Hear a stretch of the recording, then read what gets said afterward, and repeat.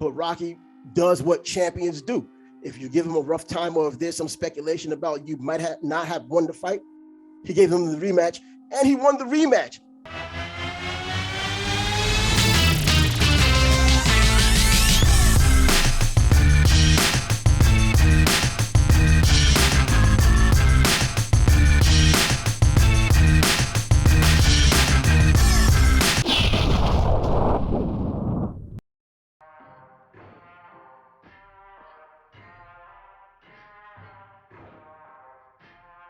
Yo, this is Tribe with Yo Tribe Sports Bag. I'm back at it again with you today, and we're getting down for some more sports.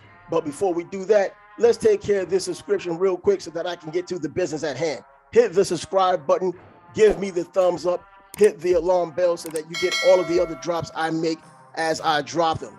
Also, as you may or may not know, I'm trying to get to 1,000 subscribers, our first 1,000 subscribers. So make sure you can share. And if you like this kind of content, you can give it to everybody who's also a sports head, and they can enjoy this as well, as I will be putting this out constantly. You just never know when I'm going to put these types of videos out, because sports continues to move all of the time. It doesn't stop, and sports are all over the place.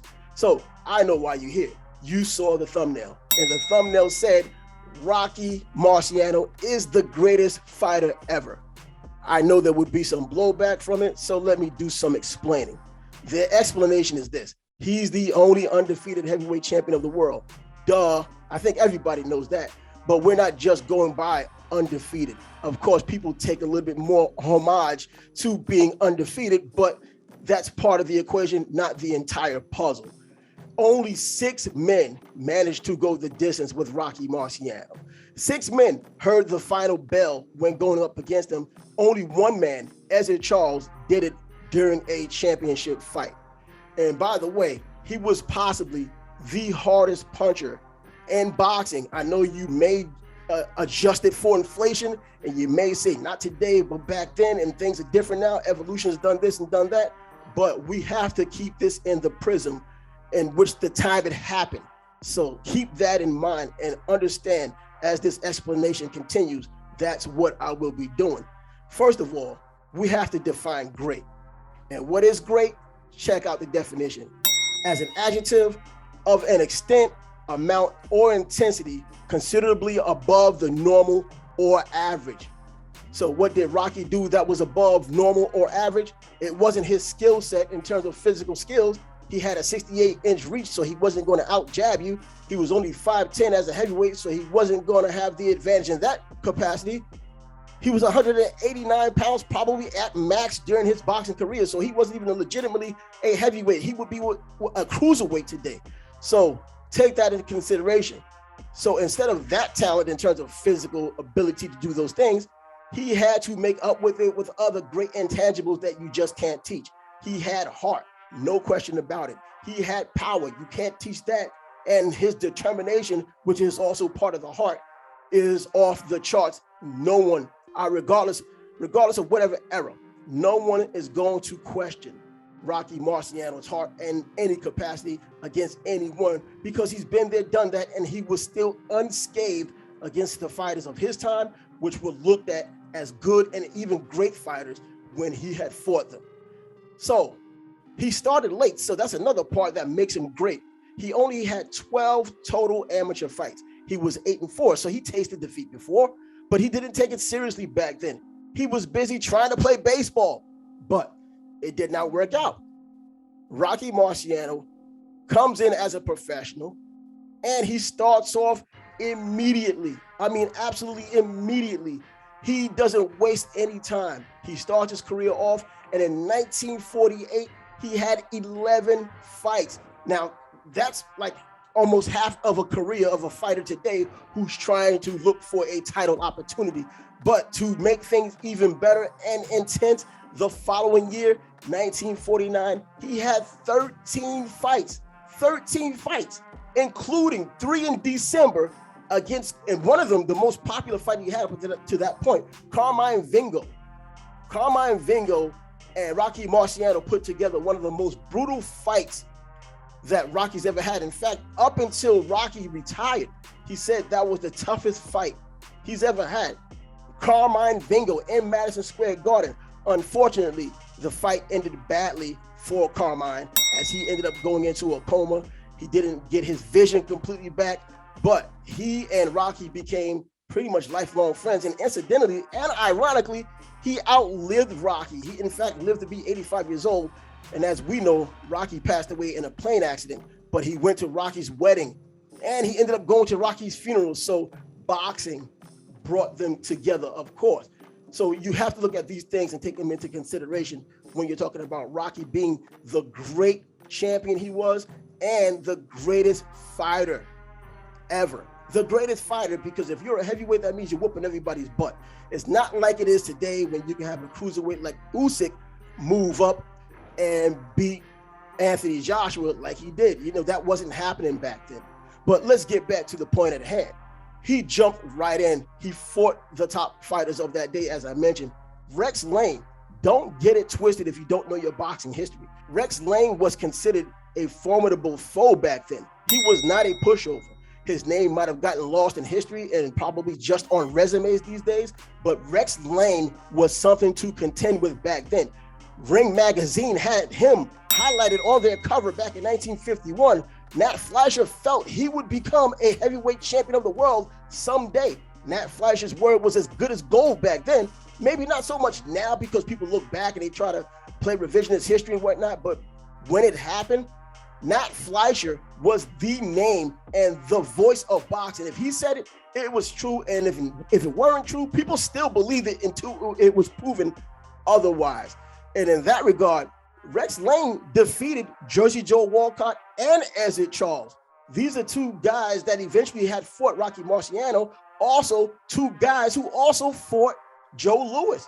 In fact, Ezra Charles beat Joe Louis. In fact, Jersey Joe Walcott probably should have beaten Joe Louis, but he was robbed the first time. He lost the second time, but that just gives you an idea of what Rex Lane was once upon a time. Not to mention, Rocky fought Roland LaStarza. We look back on it right now. The first fight was a very controversial fight from what I understand. There isn't too much film out there about it, but Rocky does what champions do.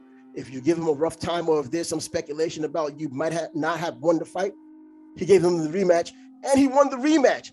So he beats Roland LaStarza twice and then he moves on and he beat him. The second time he beat him, he was champ, but he moves on and he fights just a litany of great fighters. I mean, if we were talking about it today, a lot of these fighters, Rex Lane, Roland LaStarza, all of these fighters that he had fought, they would be splintered up in some of these alphabet belts. And because Rocky had already beaten these people, that means he would have been undisputed champion of the world. I mean, he was undefeated. He would have been undisputed because he whooped them. He knocked them out. He didn't just beat them. He knocked them out. So in today's world, they would have probably had a WBC, WBO, WBA, IBF, or any other title that is so splintered today where we don't know who the heavyweight champion of the world is. So getting back to what Rocky had done and what made him great, he fought Jersey Joe Walcott. He fought Ezra Charles, and he fought Archie Moore, Hall of Fame fighters. And with this small stature of his, even President Dwight Eisenhower met him in person and was surprised by how small he was. But at his size of 5'10", he beat these guys with his raw skill. He couldn't box. He was just a brawler, so they thought. And he had no skills, to the point to where Jersey Joe Walcott called him a bum and claimed he would just take his names off the books if he lost to a guy of that limited stature. And we know what happened. He was knocked out in the 13th round after Jersey Joe did school him a bit, but that's when that talent comes in. That battle of attrition, that battle of determination, that heart. And then the Susie Q put a lid on that fight. So we don't even have to talk about that right now. Jersey Joe Walcott gets knocked out in the 13th round, has a rematch, immediately gets knocked out again. And then that brings us to Ezra Charles, one of the greatest, if not the greatest light heavyweights of all time. And let's put this a little bit more in perspective. A light heavyweight moving up to heavyweight isn't what it is now, or even back in the 1980s when you had Michael Spinks just moving up 25 pounds from 175 to 200 to fight Larry Holmes the first time, when Larry Holmes was 221 pounds. So we're talking about just a couple of pounds difference between the two. And Ezra Charles, as great as he was as a light heavyweight, arguably the greatest of all time, he could not beat Rocky Marciano, who was crude, supposedly no skills, and he was able to take care of him. So what's to be said about that? Skills pays the bills unless Susie Q says otherwise. The hospital bills may be more apropos. So he beats Ezra Charles twice. The second fight, of course, he had his nose split, and once again, the heart of a lion and knowing what you have to do to win a championship was on the line. And Rocky did what champions did. Rocky did what Julio Cesar Chavez did against Mildred Taylor. He knocks out Ezra Charles and keeps his title in a tough fight in which the ref was going to stop the fight. But another example of what having so little in talent but so much in heart can do to you. And then finally, we're talking about Archie Moore, a light heavyweight, moving up, fighting heavyweights. Don't get it twisted.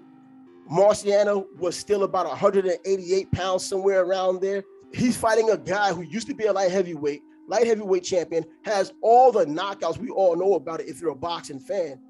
Archie Moore was just 196 pounds, by the way, when he fought Nino Valdez. It's not like he has not been up in the heavyweight ranks and hasn't gotten comfortable with the weight. He was valid. He was a legitimate heavyweight at the time, and he could not beat Rocky Marciano. He had the skill set. He had several fights. He had the power. In fact, he knocked Rocky down in the second round, but ended up losing the fight. What would be your idea of the greatest fighter? Because I did not say boxer, the greatest fighter. You can think about all you want, whether it's Joe Frazier, who fought and didn't throw too many jabs, or just other rugged guys, Ernie Shavers, who didn't win a title, but he was a big puncher. They did not do what Rocky was able to do. Rocky left no doubt in his fights. And because of that, Rocky, in my opinion, is the greatest fighter ever, because no one was going to overcome his determination during the time he fought. We could talk about Sonny Liston, but that's not when he fought. We could even talk about Floyd Patterson, but he did not fight then. Yes, as an aside, he thought about coming back in 1959 and taking on Ingemar Johansson, but he stopped after a month of training and decided to hang it up. So he's just as great for what he did as he was for what he did not do, which was come back and taint his legacy. I have a lot of other sports on here you can check out. Boxing is primarily what we're talking about right now, so I got a couple of them up here. Subscribe to the channel, and if you like this kind of content, give me the thumbs up and subscription. Until next time.